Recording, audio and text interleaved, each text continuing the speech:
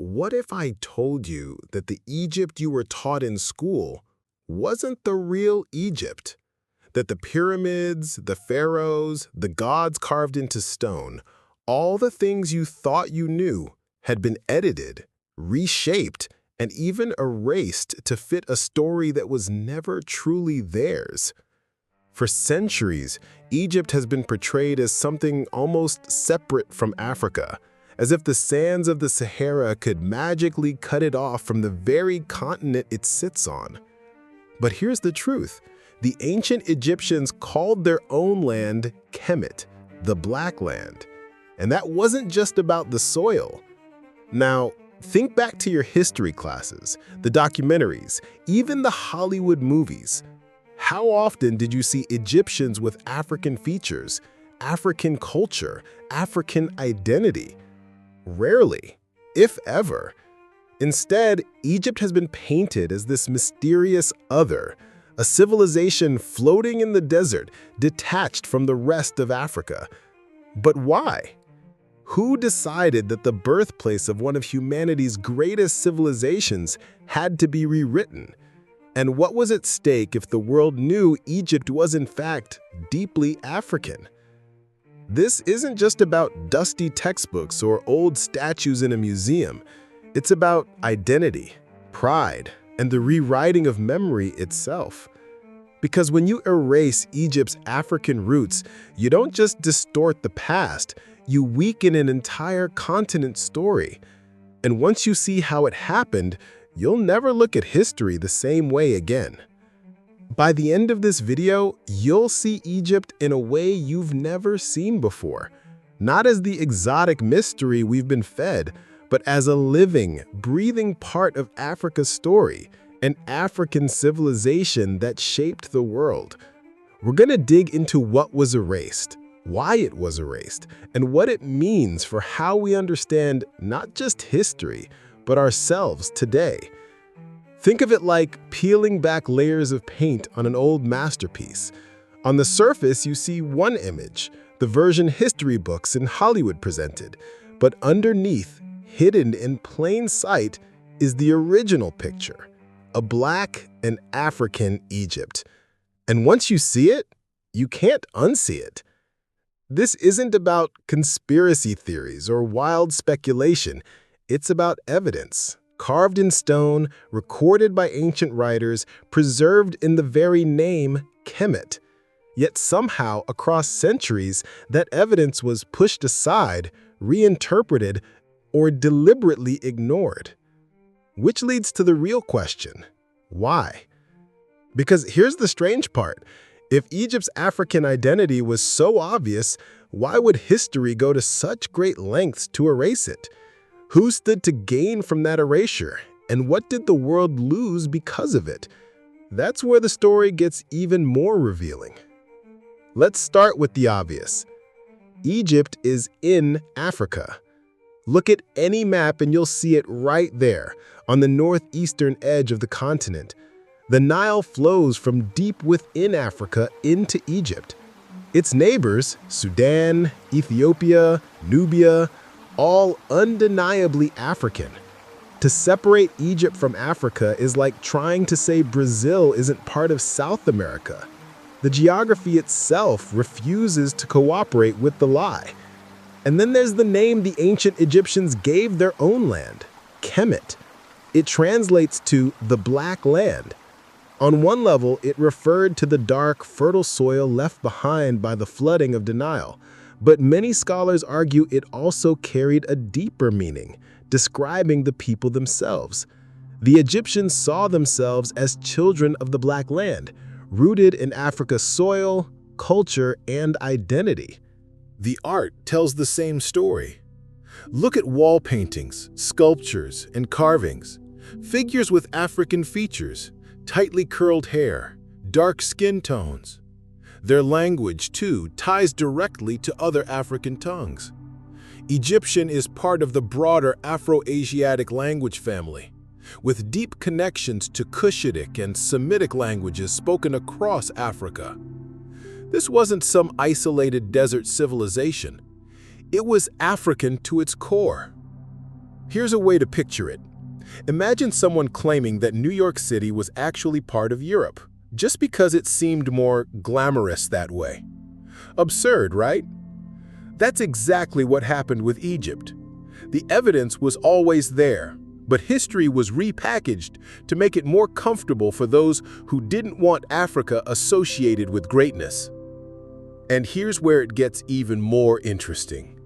Because as shocking as it is to see Egypt's African identity ignored, the reasons for rewriting it go beyond race alone. The deeper you go, the clearer it becomes. This wasn't just about skin color. It was about control, narrative, and power. And once you understand who controlled the story, you'll understand why Egypt's true identity was hidden for so long. The rewriting of Egypt's story didn't happen by accident. It was engineered. When European colonial powers began expanding into Africa in the 18th and 19th centuries, they weren't just after land and resources. They were also after narratives. Controlling history meant controlling identity, and controlling identity meant controlling power. Take Napoleon's invasion of Egypt in 1798. He didn't just send soldiers, he sent an army of scholars, artists, and scientists. Their mission? To document Egypt and present it to Europe as a discovery. But here's the irony. Egypt wasn't discovered. Egyptians had been there for thousands of years. African historians, oral traditions, and cultural memory already knew Egypt's place in Africa. Yet Napoleon's scholars framed it as if Europe had unlocked a lost world.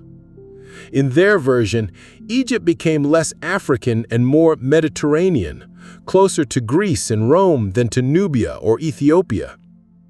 By the 19th century, this narrative was reinforced in museums and textbooks. Statues were displayed with broken noses, sometimes accidentally chipped off, making it harder to see the African features. Paintings were described as symbolic rather than realistic. Texts were mistranslated or selectively quoted to downplay connections with other African civilizations. Egypt was rebranded as something too advanced to have come from Black Africa. Why go to such lengths? Because acknowledging an African Egypt would have shattered the racial hierarchies that justified colonization. Imagine European powers ruling over Africa while admitting that Africa had once produced one of the most advanced civilizations in human history. It would have exposed the hypocrisy of their so-called civilizing mission. So instead, Egypt was carefully separated from the rest of Africa in the story told to the world. This is why African Egypt became so uncomfortable. It wasn't just about statues and temples. It was about power structures. If Africa had built pyramids, written complex texts, and developed advanced medicine and mathematics, then the narrative of African inferiority crumbled. To protect that narrative, Egypt's true identity was erased, reshaped, and exported back to the world through European institutions. But if the evidence was always right there, in the geography, the language, the art, how did the lie manage to survive for so long? How did entire generations grow up believing Egypt was somehow not African? The answer lies not only in what was hidden, but in how the story was told. And that's where things start to get even more revealing. For all the rewriting, there were always pieces of evidence too stubborn to erase. The land itself held the truth, and every time archaeologists dug into Egypt's soil, Africa kept resurfacing. Take the Nubian pharaohs of the 25th dynasty. These rulers came straight from Kush, deep in what is now Sudan. And they didn't just pass through Egypt, they ruled it. They revived traditions, built temples, and proudly left behind inscriptions linking Egypt directly to Black African kingdoms. It's hard to claim Egypt wasn't African when entire dynasties came from within Africa itself. The cultural links tell the same story. From religious rituals to burial customs, echoes of Egypt are found throughout Sub-Saharan Africa. The use of similar symbols, shared spiritual practices, and even architectural techniques point to a civilizational family tree with roots spreading across the continent. Egypt wasn't an island. It was a branch on Africa's own tree. And then there's science. Modern DNA studies have shown genetic ties between ancient Egyptians and populations from across Africa. Linguistic research places Egyptians squarely in the Afro-Asiatic family, connecting it to languages spoken across the Horn of Africa and beyond. These connections aren't coincidences, they're fingerprints left by history. But perhaps the most striking proof comes not from modern scholars, but from the voices of the ancient world. Greek historians like Herodotus described Egyptians as having dark skin and curly hair. Roman writers made similar observations. Even in antiquity, Egypt's African identity wasn't questioned. It was obvious. So the lie wasn't in the evidence. The lie was in the storytelling. Museums, textbooks, and media didn't need to destroy every artifact. They only needed to reinterpret what those artifacts meant. Change the story, and you change what people believe. And here's where it gets even more powerful. Because this storytelling didn't just change how we read about pyramids or pharaohs, it reshaped how the entire world saw Africa, its past, its people, and its potential. Which raises the bigger question: if erasing Egypt could distort global views of Africa, how much else about the continent has been rewritten, and to what end? This isn't just about dusty ruins or old hieroglyphs, it's about identity. When Egypt was stripped of its African roots, it didn't just distort one nation's history, it reinforced an entire worldview. By presenting Egypt as something other than African, colonial powers created a false hierarchy. Africa was portrayed as primitive, while real civilization supposedly came from elsewhere. That narrative fed directly into racism, slavery, and colonization, giving power structures a convenient excuse to dismiss African achievement. The psychological impact was devastating. Imagine being told, generation after generation, that your ancestors contributed nothing to global civilization. Imagine opening a history book and finding your continent only described through slavery, poverty, or tribal conflict, while the crown jewel of your heritage, Egypt, was handed to someone else.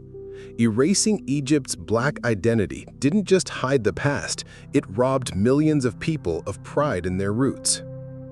But the story doesn't end there. Across Africa and the diaspora, scholars, activists, and educators are reclaiming Egypt.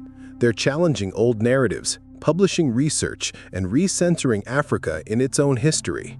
From universities in Ghana to grassroots movements in the US, people are piecing together the fragments and saying loudly, Egypt is Africa, and Africa has always been a birthplace of greatness. Yet even today, the whitewashing continues. Just look at Hollywood. In films like Exodus, Gods and Kings, or Gods of Egypt, Egyptian characters are often played by white or Middle Eastern actors, while Africans are relegated to the background as slaves or servants. This isn't just casting, it's cultural storytelling that keeps reinforcing the same lie, that Egypt wasn't African. Think of it this way. Erasing Egypt from Africa is like stealing the crown jewel from a king's crown and pretending it never belonged there. Without it, the crown looks incomplete, less valuable. That's what was done to Africa's story. But once you return that jewel, the crown shines in its full brilliance again. And that's why this matters, because reclaiming Egypt's African identity isn't about rewriting history, it's about restoring it. And once you restore it, you change how Africa is seen today, not as a continent defined by struggle, but as one that has always been central to the story of human civilization. But here's the real twist. This rewriting of Egypt's story didn't just affect how Africa was seen. It reshaped global culture, education, and identity in ways most people don't even realize. And to understand that, we have to look at how storytelling itself became the weapon. The good news is, the erasure isn't the end of the story. Across the world, Africans and scholars of African descent are fighting back, determined to reclaim Kemet and restore its true identity. This movement isn't about exclusion, it's about truth. It's about reconnecting Egypt to its African roots and honoring the civilizations that stood alongside it. Afrocentric scholarship has been at the heart of this revival. Thinkers like Sheikh Anta Diop, Theophile Obenga, and Molefi Ket Asante challenged the old Eurocentric frameworks, presenting evidence that Egypt was African in language, culture, and biology. They didn't just argue, they tested, published, and debated, often facing fierce resistance. And yet, their work planted seeds that have now grown into a worldwide movement.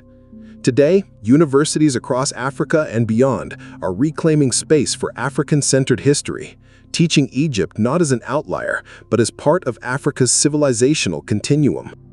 Reconnecting Egypt also means remembering its neighbors. The kingdoms of Kush and Nubia in modern-day Sudan weren't just influenced by Egypt. They ruled Egypt at times and shared a deep cultural bond. Ethiopia, too, with its own ancient traditions, languages, and Christianity, formed part of this broader network of African civilizations.